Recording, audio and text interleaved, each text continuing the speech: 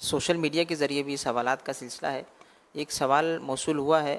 سوال کر رہے ہیں کیا بغیر ہاتھ اٹھائے دعا مانگ سکتے ہیں، اور کیا سجدے کی حالت میں بھی کیا دعا کر سکتے ہیں؟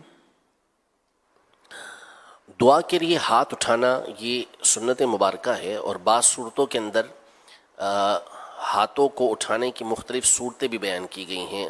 اپنی انگلیوں کے اشارے کے ذریعے بھی دعا مانگنے کا یہ طریقہ روایتوں کے اندر آیا ہے، لیکن جو مشہور اور زیادہ معروف طریقہ ہے وہ یہی ہے کہ اپنے ہاتھوں کو بلند کر کے سینے کی سیدھ میں یا کندھے کی سیدھ میں رکھ کر عمومی طور پر یہ دعا مانگنا نبی پاک صلی اللہ علیہ وسلم سے ثابت ہے. تو اس انداز میں یہ دعا مانگنی چاہیے. جہاں تک رہا سجدے کی حالت میں دعا کرنا، تو ایک تو سجدہ وہ ہوتا ہے کہ جس میں صرف سجدے کی صورت بنائی جاتی ہے، جیسے نماز کے بعد بعض لوگ جو ہے وہ سجدے کے اندر چلے جاتے ہیں. تو یہ سجدہ، اس میں بندے کو نیت کر لینی چاہیے کہ اللہ تبارک و تعالیٰ مجھے سجدہ کرنے کی توفیق دے رہا ہے، تو اس کے میں شکر کے اندر یہ سجدہ کر رہا ہوں. تو یوں یہ بغیر کسی سبب کے سجدہ نہیں ہوگا، شکر ادا کرنے کے لیے سجدہ ہو جائے گا. اب یہ چونکہ نماز کا سجدہ نہیں ہے، تو اس میں آپ جس طرح کی چاہیں، جس زبان میں چاہیں دعائیں مانگ سکتے ہیں. ہاں، جو نماز کا سجدہ ہے اس میں نوافل کا جو سجدہ آپ ادا کریں گے، اس میں اللہ تبارک و تعالیٰ کی بارگاہ میں آپ دعا کر سکتے ہیں، لیکن وہاں پر دو چیزوں کا لحاظ رکھنا ہوگا.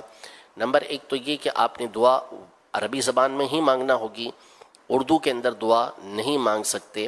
اور دوسرا یہ کہ دعا اللہ تبارک و تعالیٰ کی بارگاہ میں وہ کریں گے کہ جو اللہ سے دعا کی جاتی ہے، بندوں سے مانگا نہیں جاتا. جیسے اللہم ربنا آتینا فی الدنیا حسنہ وفی الآخرۃ حسنۃ وقینا عذاب النار.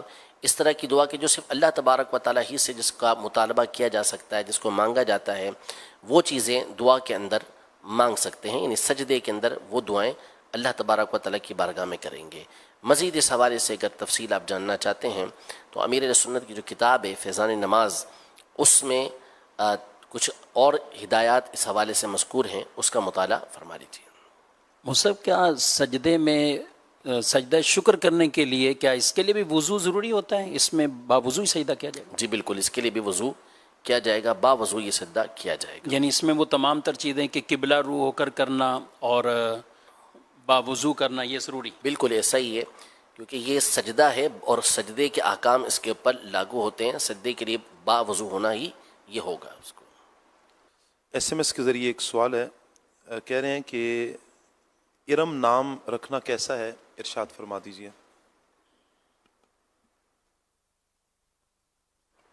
جائز ہے، کیونکہ اس کا کوئی خراب معنی نہیں ہے. جنت کو بھی کہتے ہیں اور مسلمانوں میں رائج بھی ہے، تو ایسے نام کے رکھنے میں حرج نہیں ہے. نام وہ رکھنا چاہیے کہ جو صحابہ سے، صحابیات سے، اسلاف سے، بزرگان دین سے جس کی نسبت ہوتی ہو، ان میں وہ نام رکھا گیا ہو، تو یہ زیادہ فائدہ مند ہوتا ہے.